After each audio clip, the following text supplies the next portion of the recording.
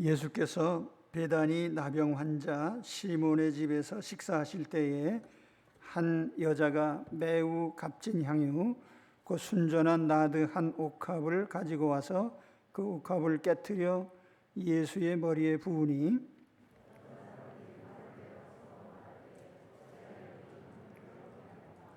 이 향유를 300데나리온 이상에 팔아 가난한 자들에게 줄 수 있었겠도다 하며 그 여자를 책망하는지라.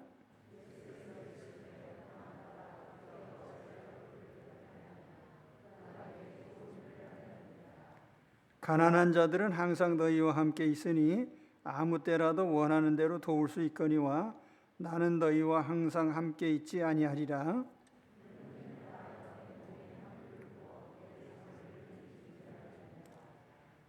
같이 봅니다. 내가 진실로 너희에게 이르노니 온 천하에 어디서든지 복음이 전파되는 곳에는 이 여자가 행한 일도 말하여 그를 기억하리라 하시니라. 아멘.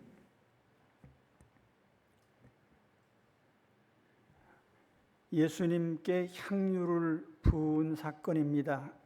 요한복음에는 이 사건이 종료주일 직전에 있었던 것으로 기록되어 있는데 마태나 마가는 최후의 만찬 직전에 이 사건을 기록하고 있습니다.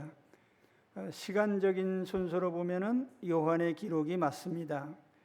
마가는 이 사건 앞에 공회의 살인 모의를 기록하고 있고 이 사건 뒤에 가룟 유다의 배신을 기록하고 있습니다. 예수를 배척하는 자들과 예수께 헌신하는 자를 극명하게 대조시키고 있죠. 이 사건이 일어난 장소는 베다니 시몬의 집입니다. 시몬의 이름 앞에는 나병 환자라는 수식어가 붙어 있습니다. 아마 나병이 치유된 후에도 계속 나병 환자 시몬이라고 이렇게 부른 것 같습니다. 오늘 내 이름 앞에 수치스러운 별명이 붙어 있을지라도 그것이 과거형으로 따라다닌다면 매우 영광스러운 일입니다. 나는 한때 나병 환자였어. 나는 한때 사기꾼이었어. 나는 과거에 도둑이었어. 하지만 지금은 이전의 일을 청산하고 새로운 삶을 살고 있다면 그것은 매우 자랑스러운 별명이 될 것입니다. 3절 상반절에 보시면 예수께서 베다니 나병 환자 시몬의 집에서 식사하실 때 한 여자가 향유를 예수님 머리에 부었습니다. 요한은 이 여인의 이름을 마리아라고 밝힙니다. 3절 하반절에 보시면 한 여자가 매우 값진 향유 곧 순전한 나드 한 옥합을 가지고 와서 그 옥합을 깨뜨려 예수의 머리에 부으니 이 향유에 꼭 붙어 다니는 수식어가 매우 값진이라는 말입니다. 매우 값진. 값이 정말 많이 나가는 것이다. 너무나 비싼 향유. 그 이름은 나드입니다. 나드 향은 현지에서 나는 것이 아니고 타국에서 생산된 것인데 당시 통용되던 일반 향유들과는 다르게 매우 비쌌습니다. 그래서 제자들은 이 향유의 값을 300데나리온이라고 합니다. 당시에 노동자의 하루 품삯이 한 데나리온이니까 노동자가 거의 1년을 일을 해서 모은 돈, 그러니까 상당히 비싼 향유입니다. 대개 이런 향유는 자기의 머리에 바른 경우는 별로 없고 그냥 간직해두죠. 일종의 갑옷처럼 또는 보물처럼 아마 금고 속에 넣어뒀을지도 모릅니다. 그런데 마리아는 이 값진 향유를 깨트려서 예수님 머리에 부었습니다. 향유를 붓는 것은 시편 23편 말씀에도 나옵니다마는 귀한 손님에게 대접할 때에 귀한 손님을 향한 예우죠. 그래서 이 여인은 예수님께 향유를 부었는데 깨트려서 부었다. 대개 이런 향유들은 호리병처럼 이렇게 긴 병목이 있는 그런 단지에다 담아서 보관을 하는데 왜 마개를 열어서 붓지 않고 깨트려서 부었을까? 우리가 두 가지를 짐작할 수 있어요. 첫째는 시급한 것이죠. 빨리 붓고 싶은데 병목이 좁아서 시간이 걸리는 것조차 기다릴 수가 없죠. 그래서 깨트려서 그냥 들어 부은 것입니다. 그 시기가 아니면 그 어떤 때에도 예수님께 향유를 부을 기회가 없기 때문에 그런 자기에게 주어진 짧은 시간 동안에 예수님께 향유를 다 붓고 싶었어요. 조금 붓는 게 아니라 다 붓고 싶어서. 그런데 시간이 없으니까 깨트려서 부은 것이죠. 두 번째는 아낌없는 헌신의 마음이에요. 만일 그게 아깝다면 조금 부어드렸겠죠. 그런데 전혀 아깝지 않아요. 그러니까 깨트려서 그냥 다 들어 부었습니다. 예수님을 위해서라면 무엇이 아까우랴?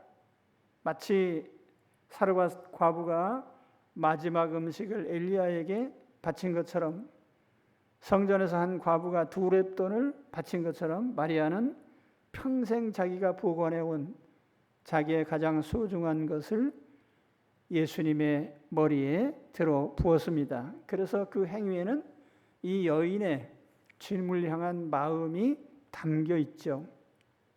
자, 그 다음은 이 여인의 행동을 비난한 목소리입니다. 이 여인의 급작스러운 행동에 대해서 여기저기서 탓하는 목소리가 들려왔어요. 4절, 5절 말씀해 보시면은 어떤 사람들이 화를 내어 서로 말하되 어찌하여 이 향유를 허비하는가? 이 향유를 300데나리온 이상에 팔아 가난한 자들에게 줄 수 있었겠도다 하며 그 여자를 책망하는지라. 화를 냈다. 책망을 했다. 분개하고 비난했습니다. 어떤 사람들이라고 했는데 여기는 가룟 유다뿐 아니라 다른 제자들까지도 다 포함해서 대부분의 사람들이 이 여인의 행동을 비난을 했습니다.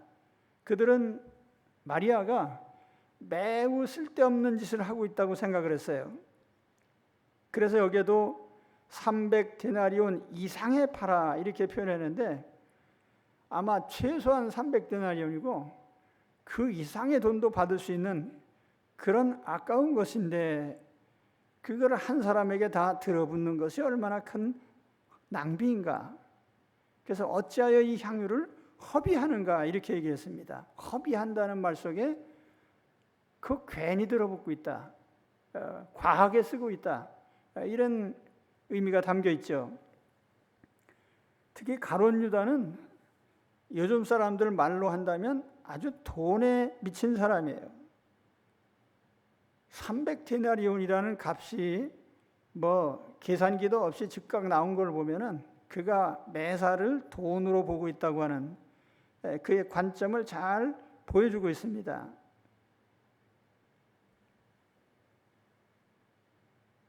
그런데 가룟 유다뿐 아니라 다른 제자들도 다 동일한 생각을 갖고 있었어요.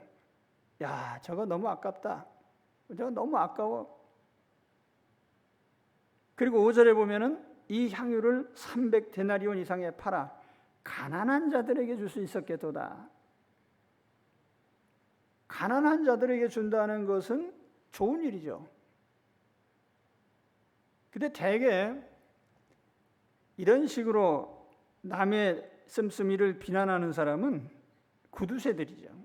돈이 아까워서 가난한 사람에게 평생 준 적도 없는 사람이 무슨 남이 돈 쓰는 거 보고 이렇게 저렇게 비난하고 비판할 때 흔히 하는 말이에요. 왜 구제 안 해? 자, 우리는 우리 주님의 말씀처럼 다른 사람이 돈 쓰는 것에 대해서 함부로 비난할 수 없어요.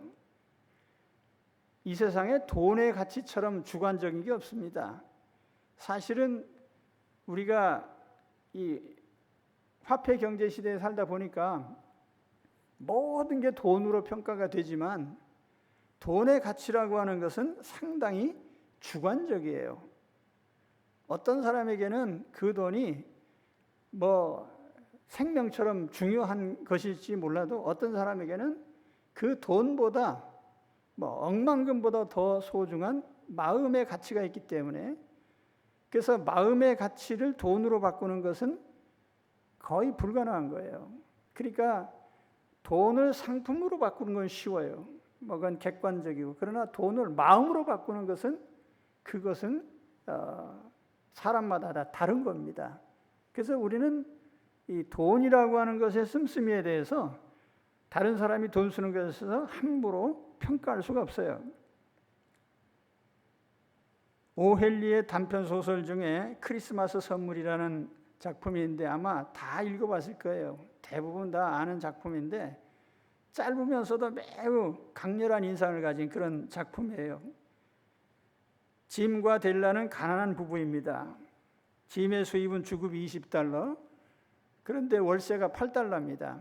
그러니까 매우 빡빡한 삶을 사는데, 델라는 평소에 남는 돈이 없으니까 동전 하나, 그거를 아까워서 쭉 이제 저금통에다 저축을 해두는데 모아둔 돈이 $1 87센트예요. 근데 크리스마스가 다가오는데 그 사랑하는 남편에게 뭔가 선물을 주고 싶어요. 그런데 돈은 없고, 그러니까 생각다 못해 자기 긴 머리채를 잘라 팔기로 결심을 하고 그 머리카락을 사는 가게에 가서 물어봤더니 $20를 준다는 거예요. 그래서 딱 팔아서 $20를 장만해서 남편의 선물을 샀어요. 그 선물이 뭐냐면 남편이 할아버지 때부터 물려받은 금시계가 있는데 그 줄이 다 달아빠져가지고 가죽끈에다 매달고 이렇게 다니는 게 너무 보기가 안 좋았는데, 그래서 남편의 그 시계에다가 백금으로 된 시계줄을 하나 사서 줘야 되겠다. 그래서 물어보니까 $21예요. 그래서 그걸 샀습니다. 머리를 잘라서 사가지고 집에 와서 남편이 오기를 기다려요.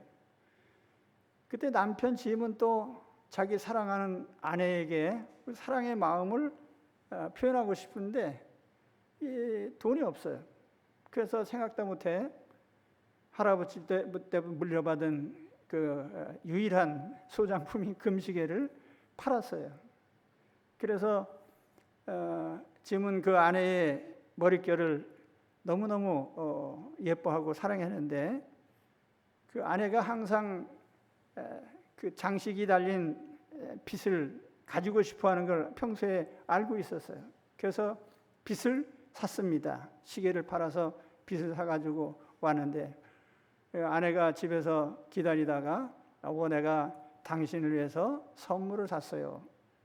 그런데 자기의 그 잘린 머리를 보고 실망할까봐 내 머리는 금방 자라니까 걱정 마세요 하고 선물을 주는데 남편이 선물을 줘야 되는데 이게 너무 황당한 거예요. 왜냐하면 자기는 시계를 팔았거든요. 그리고 아내를 위해서 선물을 사는데 아내의 머리는 또 잘려 있어요. 그래서 부부가 서로 그 사랑의 마음을 교환하는데 참 자기가 가장 아끼는 걸 팔아서 선물을 샀는데 피차 가장 아끼는 걸 팔아서 선물을 사는데 가장 아끼는 게 없어진 거야. 그러나 여기서 우리에게 주는 것은 그 사랑의 마음을 돈으로 환산할 수는 없다. 그 사랑의 마음을 주는 것을 어떻게 돈으로 환산해서 줄 수 있겠나, 그런 생각을 하게 돼요. 이 마리아의 향유가 300데나리온, 요즘 돈으로 1,000만 원이 간다 한들 그 1,000만 원 속에 과연 사랑의 마음을 다 담을 수 있을까? 주님을 향한 그 마음을 전부 전달해 드릴 수는 없을 겁니다. 그래서 이러한 여인을 향한 비난의 목소리, 그러나 이 여인은 자기의 마음을 거기에 다 담았던 것입니다. 자, 그러면 우리 주님은 이 여인의 행동에 대해서 어떤 평가를 하셨을까요? 주님은 이 여인을 칭찬하셨어요. 그가 내게 좋은 일을 했다.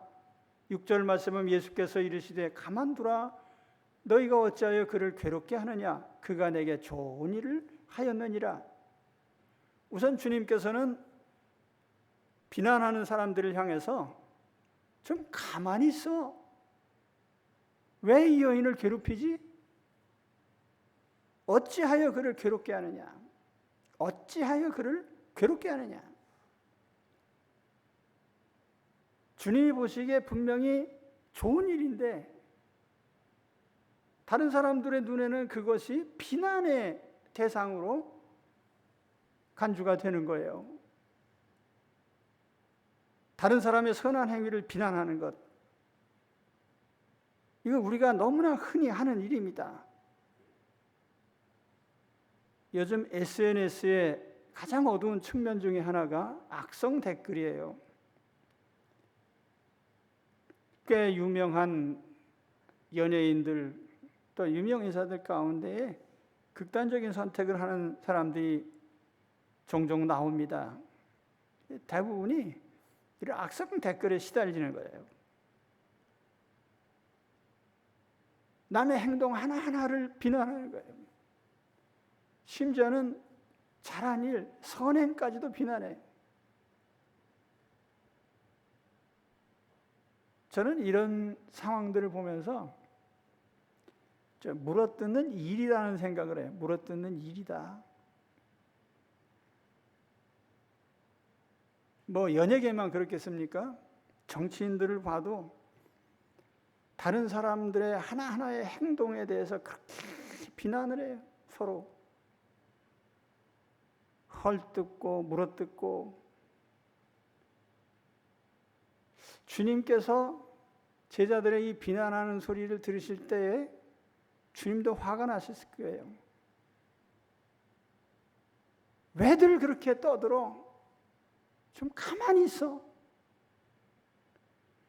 우리는 최소한 다른 사람들의 행위에 대해서 비난하는 목소리를 자제해야 돼요. 헐뜯지 말아야 돼요.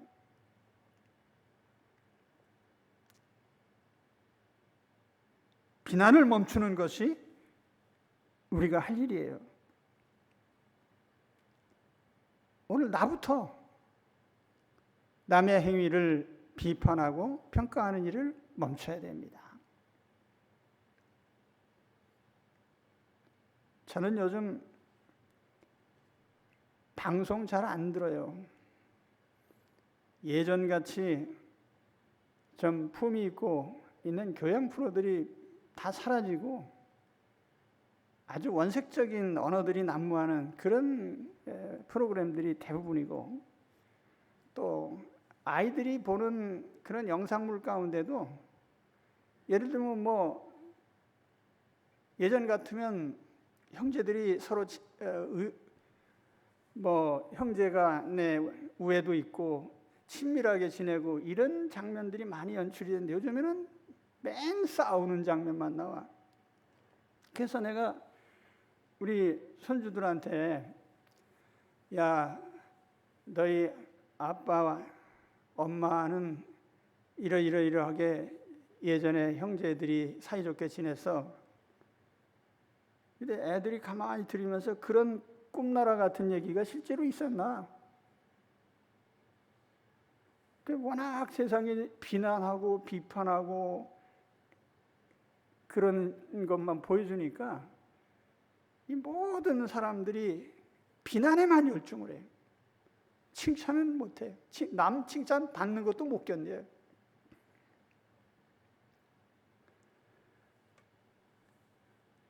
우리는 비난을 멈춰야 돼요. 그리고 비난하기보다는 오히려 칭찬할 일을 찾아야 됩니다. 그래서 주님은 이 여인의 행동을 칭찬하셨어요.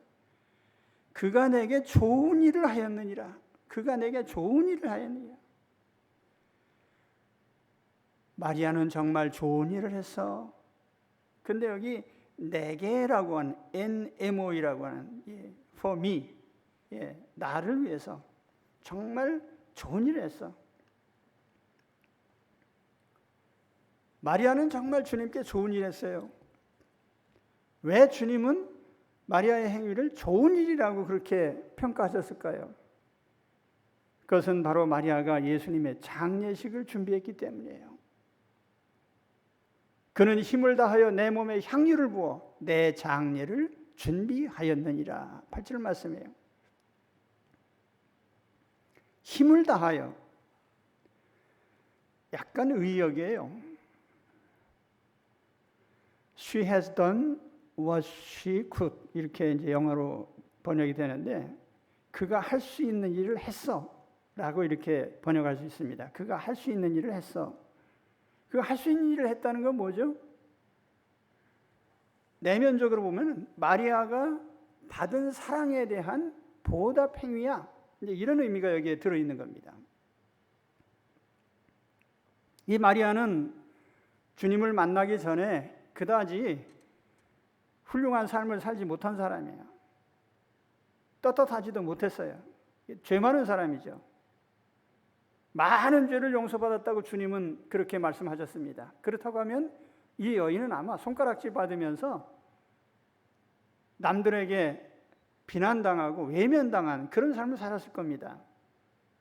그런데 그가 주님을 만났을 때에 주님께서 따스한 마음으로 마리아를 받아주셨습니다. 하나님 자녀로 받아주시고 모든 죄를 용서해 주시고, 그래서 마리아는 예수님을 믿고 거듭났어요. 새로운 인생이 됐습니다. 이걸 생각하면 마리아가 예수님께 300데나리온 향유를 부어드리는 것은 그저 작은 보답에 불과한 거예요. 우리의 모든 신앙 행위는 예수님께 받은 사랑에 대한 응답입니다.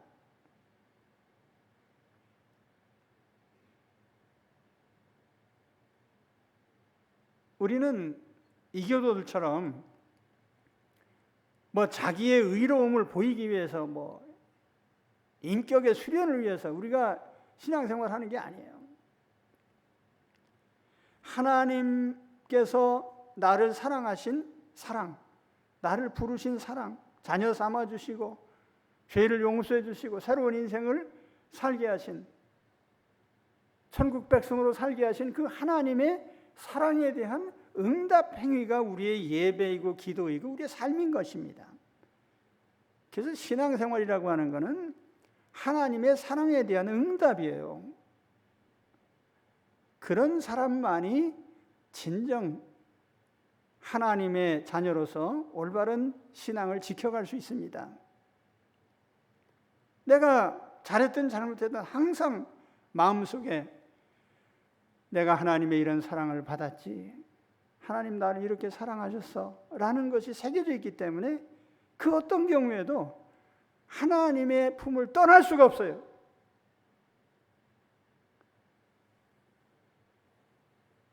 주님은 향유를 부은 이 행위에 대해서 이런 말씀을 하세요. 누가복음 7장 41절에는 이렇게 길게 설명을 하십니다.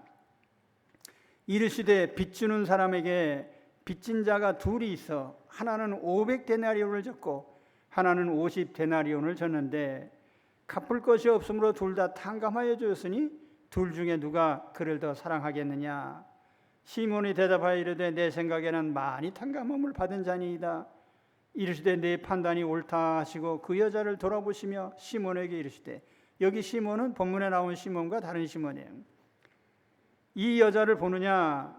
내가 네 집에 들어올 때 너는 내게 발 씻을 물도 주지 아니하였으되 이 여자는 눈물로 내 발을 적시고 그 머리털로 닦았으며 너는 내게 입 맞추지 아니하였으되 그는 내가 들어올 때부터 내 발에 입 맞추기를 그치지 아니하였으며 너는 내 머리에 감람유도 붓지 아니하였으되 그는 향유를 내 발에 부었느니라.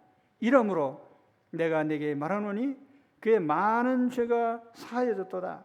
이는 그의 사랑함이 많음이라. 사함을 받은 일이 적은 자는 적게 사랑하느니라. 마리아는 죄 용서를 많이 받았어요. 이전에 죄 많은 인생 살다가요. 그러다 보니까 그 주님의 사랑이 항상 마음에 새겨져 있어요. 내가 이렇게 큰 사랑을 받았어. 그렇기 때문에 그가 예수님께 표현한 그의 모든 행동은 물질로서 표현할 수는 없는 거예요. 더욱 놀라운 것은 하나님께서 마리아의 향유를 통해서 예수 그리스도의 장례를 준비했다는 겁니다. 누가 주님의 죽음을 알고 있었을까요? 아무도 몰랐어요. 제자들은요, 내가 저 예루살렘에 올라가면 이제 붙잡혀서 죽임을 당하고 장사들여냈다가 사흘 만에 살아날 거다. 제자들은요, 귓잔등으로도 안 들었어요. 주님이 죽으시는 거 생각지도 않았고, 주님이 죽으시는 걸 생각지 않았기 때문에 장례식은 또 생각도 안 한 거예요. 그런데 뜻밖에도 이 여인의 마리아의 향유로 말미암아 주님의 장례가 준비가 된 거예요.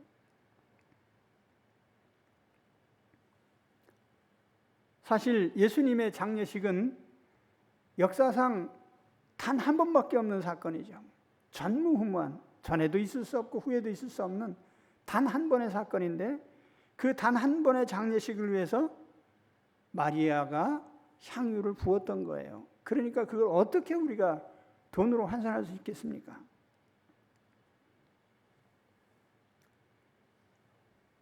하나님은 때때로 이렇게 하나님을 향한 사랑의 고백, 사랑의 헌신을 아주 소중한 일에 쓰시는 거예요. 오늘 혹시 내 손에 무엇이 들려 있습니까?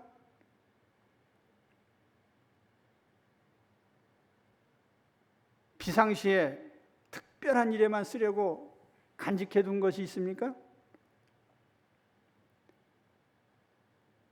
혹시 주님께서 필요로 하신다면, 주님을 향한 나의 사랑을 표현하고 싶다면 기꺼이 드릴 수 있으면 좋겠습니다.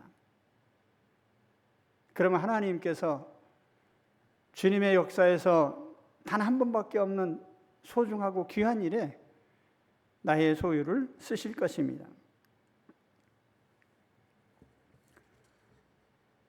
다시 구제에 대한 교훈으로 돌아갑니다. 주님은 구제할 기회는 항상 열려 있다는 점을 말씀을 하셨어요. 구제는 언제나 할 수 있다. 구제할 기회는 누구에게나 일평생 주어집니다. 왜냐하면 우리 곁에는 항상 구제할 사람이 있기 때문이에요. 7절 말씀 상반절에 보면 가난한 자들은 항상 너희와 함께 있으니 아무 때라도 원하는 대로 도울 수 있거니와. 구제하고 싶어? 언제나 할 수 있잖아. 항상 구제의 기회는 열려 있어. 근데 우리가 구제 그러면은 항상 우리 속에 선입견이 뭐냐면 날 잡아서 특별히 어떤 불쌍한 사람을 돕는, 뭐 거지동량하듯이 그런 구제만을 우리의 머리에 항상 상상하고 있어요. 근데 사실 구제라고 하는 건 그런 개념이 아니에요.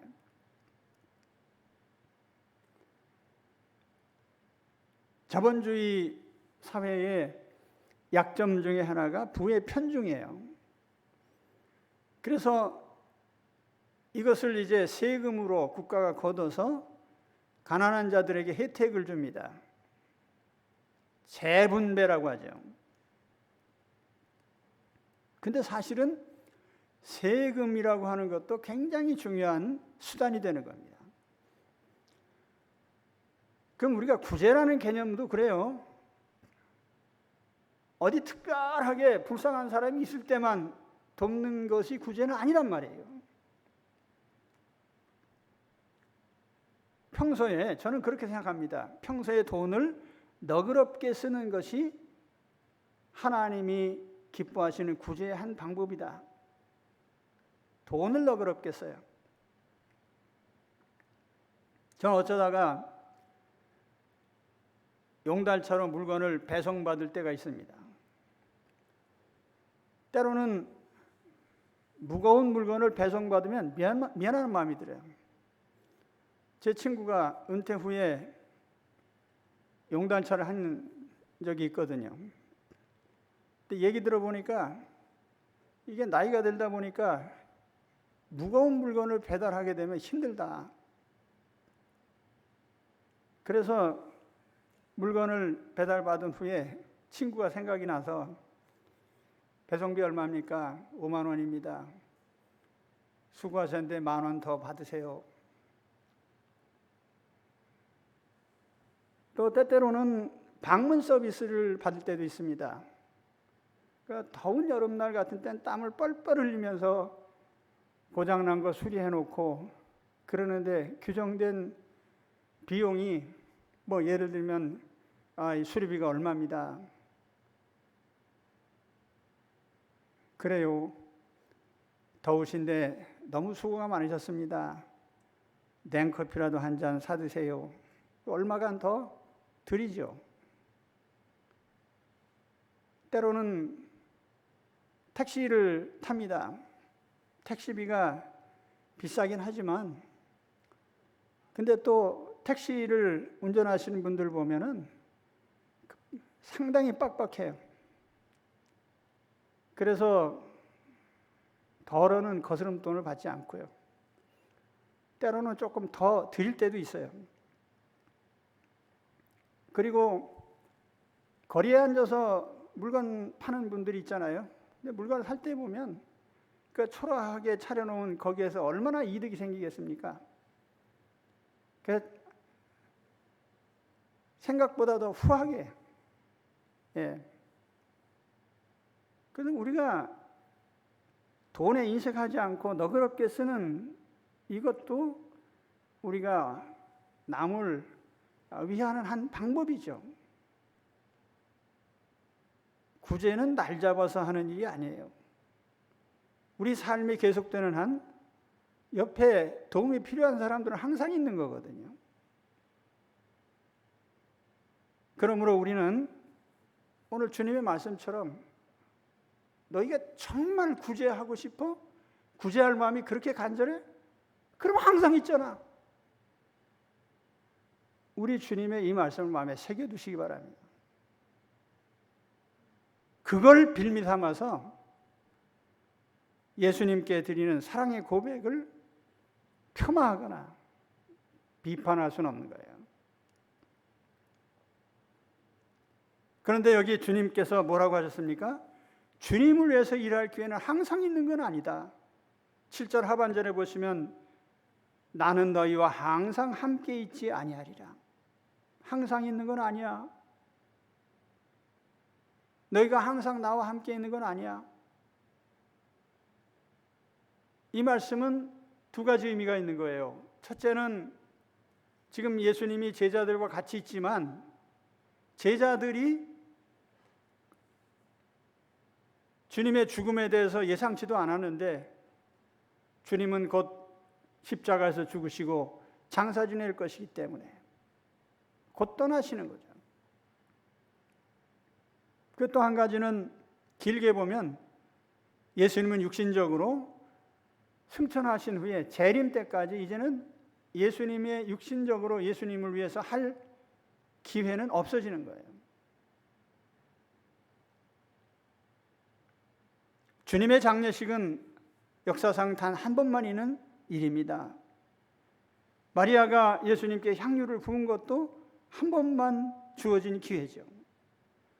오늘 우리 생애에도 주님을 위해서 단 한 번만 써야 될 일이 있을지 모릅니다. 그때 주님이 내게 요청하실 수 있습니다. 내가 네 몸을 좀 써야겠다. 내가 내 재산을 조금 써야 되겠어. 내가 내 지위나 내 명성을 좀 사용해야 되겠다. 나는 내 인생의 소중한 이 시기를 좀 써야 되겠어. 저는 20대의 초반에 그리스도를 영접했습니다. 그때 주님께서 내가 내 인생을 조금 써야 되겠다. 복음을 전하고 내 양을 좀 맡아줄 수 없겠니? 지금 생각해봐도요,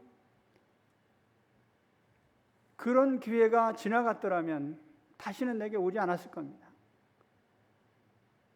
주님, 제가 하겠습니다.